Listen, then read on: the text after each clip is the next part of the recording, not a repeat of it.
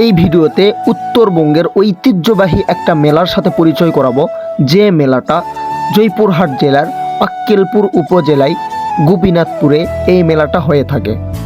এই মেলার নাম আমরা কম বেশি সকলেই শুনছি এবং বাংলাদেশ সহ অনেক দেশেও এই মেলা সকলের কাছে অনেক প্রসিদ্ধ, অনেক নাম করা একটা মেলা।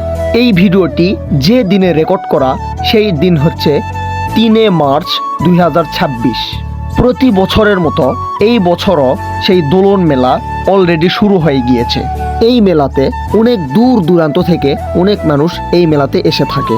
এই মেলা এমন একটা মেলা যে মেলাতে কোনো কিছু আপনি না পাবেন এইরকম কোনো কিছু নাই। এই মেলাতে সব কিছু আপনারা পেয়ে যাবেন। মেলার শুরুতে সর্বপ্রথম শুরু হয়ে যায় গুয়াহাটি। এখানে গরু, মহিষ, ঘোড়া ইত্যাদি অনেক দূর দূরান্ত থেকে অনেক মানুষ এখানে ক্রয় বিক্রয়ের জন্য নিয়ে আসে। এখানে এসে তাঁবু ঘিরে বেশ কিছুদিন তারা অবস্থান করে নিজেদের পশু ক্রয় বিক্রয় করে থাকে। এমনকি গুয়াহাটি থাকাকালীন প্রতিদিন বিকেলবেলা অনেক ঘোড়াদেরকে এখানে দৌড় প্রতিযোগিতার জন্য নিয়ে আসা হয়। এখানে অনেক মানুষ এখানে ঘোড়ার দৌড় দেখার জন্য চারপাশে মানুষ জনগণ অনেক ভিড় করে থাকে। এরপর সেখান থেকে চলে গেলাম গুয়াহাটির বাহিরের অংশ দেখানোর জন্য। এখানে বেশ কিছু রাইডের ব্যবস্থা আছে। এখানে ছোট বাচ্চাদের জন্য অনেক রাইড আছে এবং এখানে হুন্ডা খেলা, মাইক্রো খেলা আছে, এমনকি লাগর দোলা, নৌকা সহ ছোট বাচ্চাদের জন্য অনেক রাইড আছে। মেলা মানেই এগুলো তো অবশ্যই থাকতেই হবে। এমনকি এখানে নৌকাতে আসলে 2টা টেডি বিয়ারের সাথেও আপনার দেখা হতে পারে।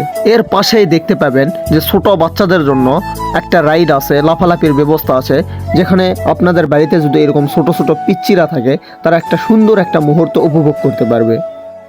এর পাশেই অনেক দোকানপাট বসছে, যেখানে চুড়িমালা, কসমেটিক সহকারে অনেক যাবতীয় জিনিস এখানে পেয়ে যাবেন।